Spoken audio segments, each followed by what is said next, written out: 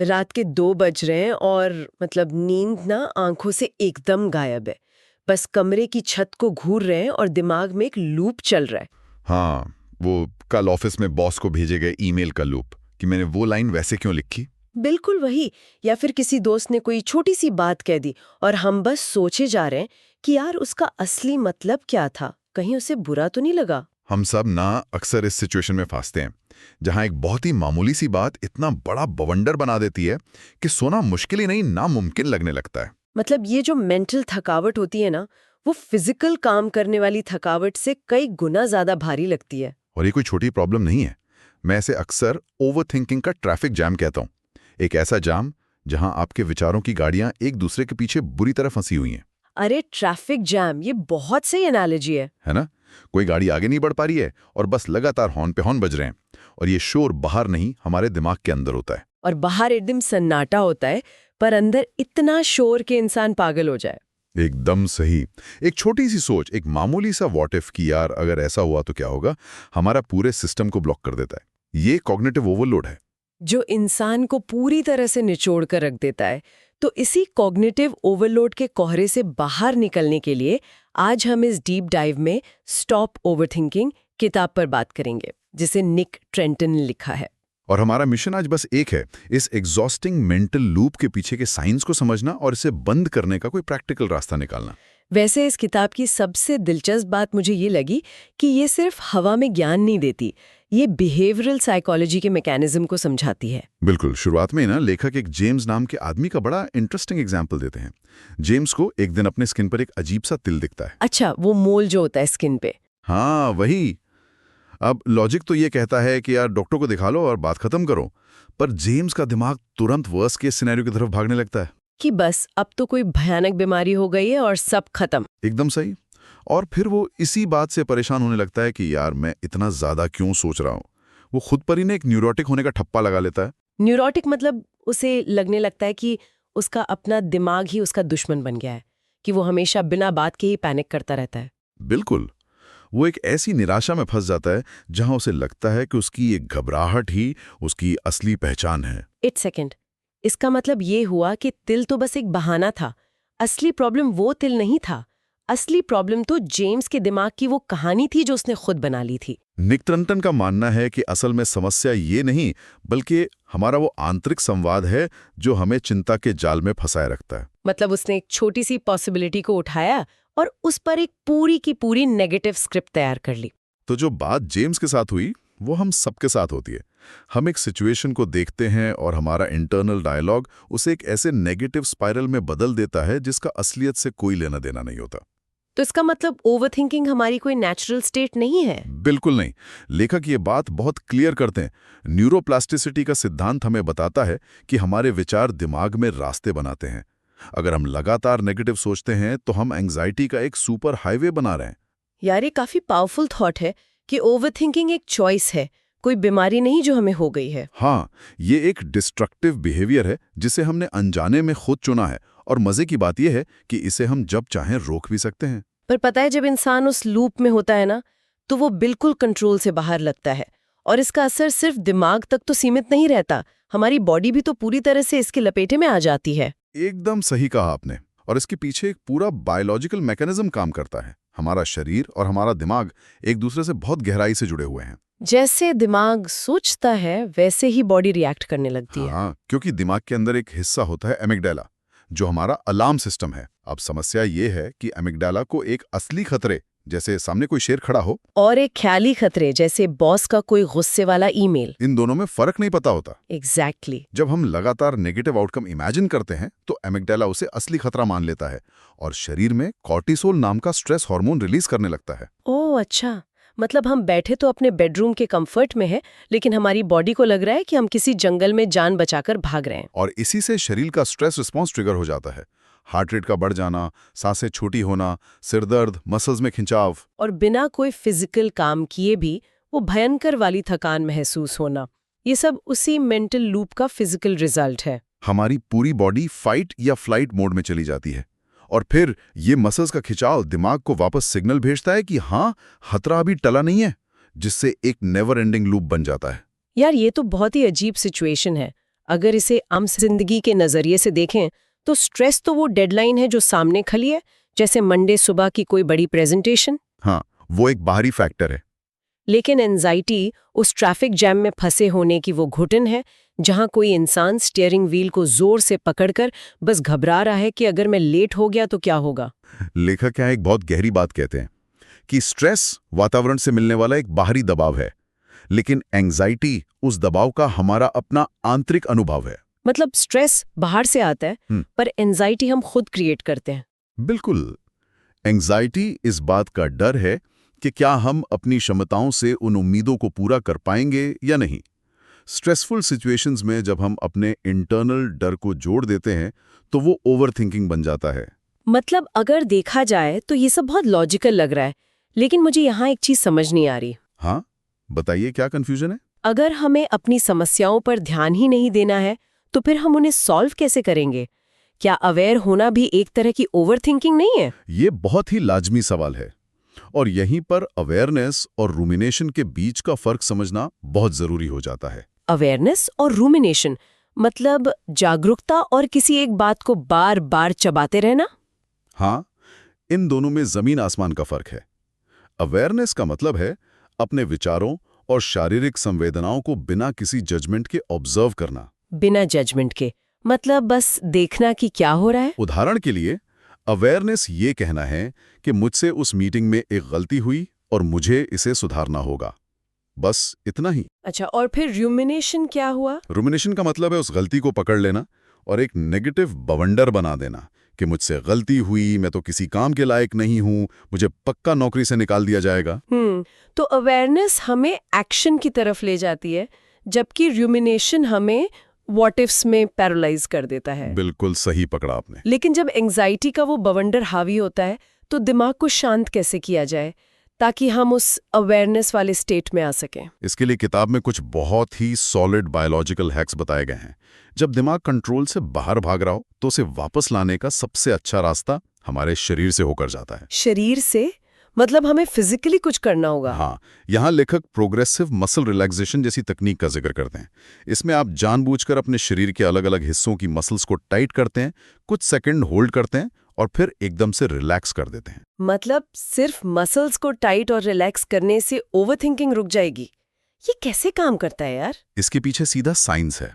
जब हम मसल्स को रिलैक्स करते हैं तो ये हमारी वेगस नर्व को एक्टिवेट करता है, जो पैरासिम्पैथेटिक नर्वस सिस्टम का मेन कंट्रोलर है। अच्छा, तो वो नर्व दिमाग को कोई सिग्नल भेजती है? हाँ, वो सीधे दिमाग को एक फिजिकल सिग्नल भेजती है कि आसपास कोई खतरा नहीं है, तुम रिलैक्स हो सकते हो। इसके एक्टिवेट होते ही हार्ट रेट कम होने लगता है और वो जो अमिगडाला कॉर्टिसोल रिलीज कर रहा था वो बंद हो जाता है। एग्जैक्टली। तो इसका मतलब इस तरह की रिलैक्सेशन टेक्निक्स को हमें सिर्फ इमरजेंसी के लिए बचाकर नहीं रखना चाहिए कि जब पैनिक अटैक आ रहा हो तभी इसे ट्राई करें? बिल्कुल नहीं, इसे तो एक रेगुलर हैबिट की तरह अपनी लाइफस्टाइल में शामिल करना पड़ेगा।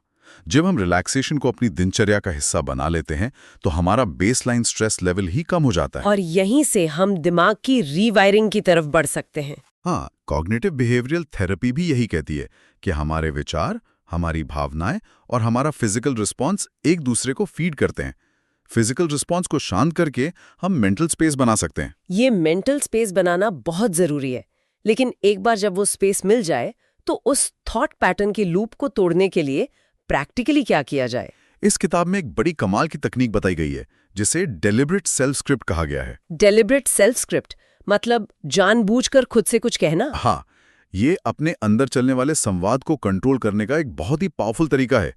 हम सबके दिमाग में हमेशा एक ऑटोमेटिक नेगेटिव कमेंट्री चलती रहती है। डिलिब्रेट सेल्फ स्क्रिप्ट का मतलब है कि हम उस कमेंट्री को रोकें और कॉन्शियसली एक नई स्क्रिप्ट लिखें। लेकिन एक बात बताइए, सुनने में तो ये बहुत अच्छा लगता है, पर जब असल में घबराहट हो रही हो तो कौन बैठकर स्क्रिप्ट लिखता है? क्या ये सच में प्रैक्टिकल है? इसे ऐसे समझिए कि हमारा दिमाग एक मसल की तरह है। अगर हम सिर्फ चिंता वाला डंबल उठाएंगे तो वो मसल बहुत स्ट्रांग हो जाएगी। अरे हाँ, प्रैक्टिस मेक्स परफेक्ट, पर नेगेटिव वे में। डेलिब्रेट सेल्फ स्क्रिप्ट उस चिंता वाली मसल को छोड़कर किसी और मसल से काम लेने का तरीका है। जब भी दिमाग डरावनी कहानी बनाना शुरू करे, बस एक पॉज लेना है और खुद से कहना है, ये सिर्फ एक विचार है, ये कोई फैक्ट नहीं है। अच्छा, तो मतलब हमें अपने ख्यालों के पीछे पीछे भागने की जरूरत नहीं है, हमें बस उन्हें आइडेंटिफाई करना है। बिल्कुल। जैसे कोई ट्रेन स्टेशन पर आ रही है तो जरूरी तो नहीं कि हम हर ट्रेन में बैठ ही जाएं।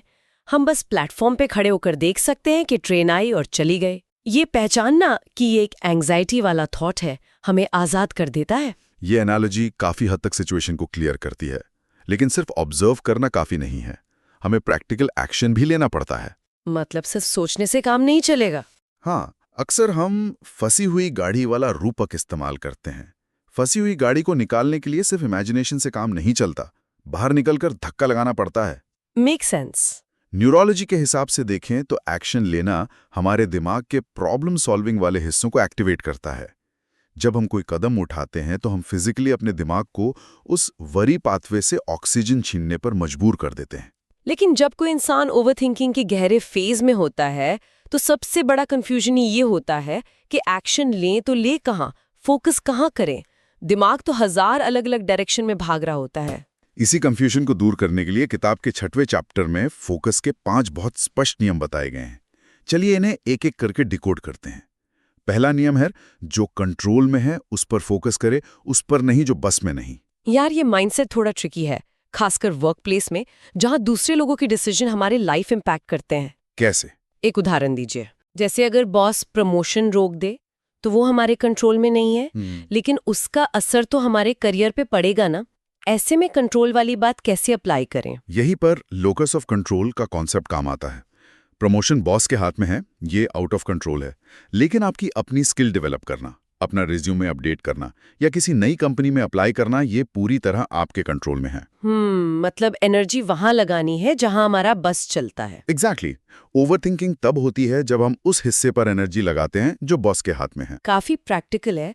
और दूसरा नियम क्या है? दूसरा नियम है, जो कर सकते हैं उस पर ध्यान दें, उस पर नहीं जो नहीं कर सकते। अक्सर लोग अपनी कमियों को लेकर रूमिनेट करते हैं। जैसे अगर मुझे कोई नई लैंग्वेज सीखनी है और मैं ये सोचकर परेशान हूं कि मुझे ग्रामर तो आती नहीं। बिल्कुल। नियम कहता है कि जो नहीं आता उसे छोड़िए। क्या आप रोज 10 नए शब्द याद कर सकते हैं? वो एक्शन है। मतलब अपनी करंट एबिलिटीज पर काम करना है। और तीसरा नियम? तीसरा नियम है, जो पास है उसे देखें, जो नहीं है उसे नहीं।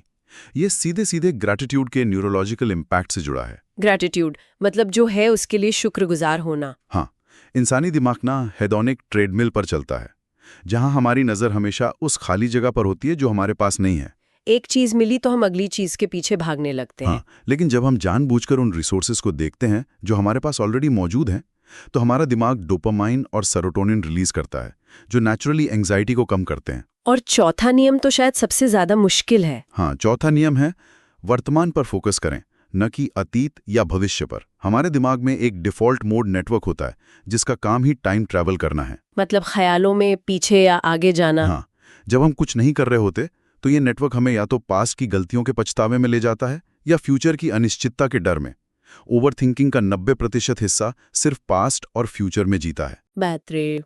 और पांचवा नियम? पांचवा और आखिरी नियम है, आपकी जरूरत क्या है उस पर ध्यान दें, ना कि आपकी चाहत पर। नीड्स और वांट्स का डिफरेंस। बिल्कुल। ये डिफरेंस हमें अननेसेसरी मेंटल क्लटर से बचाता है। चाहतें कभी खत्म नहीं होती और वो हमेशा भविष्य से जुड़ी होती हैं, जबकि जरूरतें बुनियादी होती हैं और आज में पूरी की जा सकती हैं। ये पांचों रूल्स सुनने में कितने क्लियर लगते हैं, लेकिन लाइफ में इम्प्लीमेंट करना काफी ट्रिकी है। आसान तो नहीं है। खासकर वो चौथा रूल, प्रेजेंट में रहना। जब दिमाग हमेशा फ्यूचर की प्लानिंग कर रहा हो तो खुद को बार बार आज में खींचकर लाना एक बहुत बड़ी जद्दोजहद लगती है। जद्दोजहद है, पर यही वो चॉइस है जिसके बारे में हमने शुरुआत में बात की थी। हर सुबह, हर पल जब लगे कि दिमाग भटक रहा है, कॉन्शियसली ये फैसला करना होगा कि फोकस कहाँ रखना है। शुरुआत में बार बार दिमाग उसी पुराने वरी पाथवे पर जाएगा ना। ये उस रास्ते की घास बढ़ने लगेगी और एक नया शांत रास्ता तैयार होगा। यार, इस पूरी बातचीत के बाद मुझे लगता है कि कल सुबह से काफी कुछ बदलने वाला है। आप क्या बदलने वाली हैं कल से? कम से कम मेरी कोशिश तो यही रहेगी कि रोज सुबह उठते ही सबसे पहले फोन पर ईमेल देखकर वो व्हाट इफ्स का लूप शुरू करने के बजाय मैं अपनी डेलिब्रेट सेल्फ स्क्रिप्ट तैयार करूं। ये बहुत अच्छी शुरुआत होगी। मैं खुद को याद दिलाऊंगी कि मेरे कंट्रोल में क्या है। दूसरों का रिएक्शन आउट ऑफ कंट्रोल है, पर मेरा अपना काम और मेरा फोकस मेरी कंट्रोल में है। ये एक बहुत ही सॉलिड एक्शन प्लान है। और अगर मैं अपनी बात करूं तो मैं उस चौथे रूल को और ज्यादा प्रैक्टिस करने वाला हूं। प्रेजेंट पर फोकस करने की आदत डालूंगा। वो टाइम ट्रैवल वाले नेटवर्क को रोककर।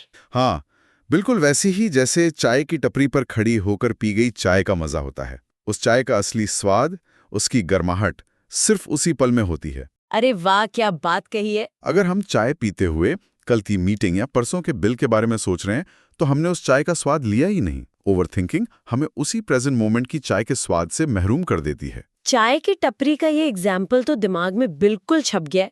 जब भी दिमाग फालतू भागने लगेगा ना, ये चाय की प्याली जरूर याद आएगी।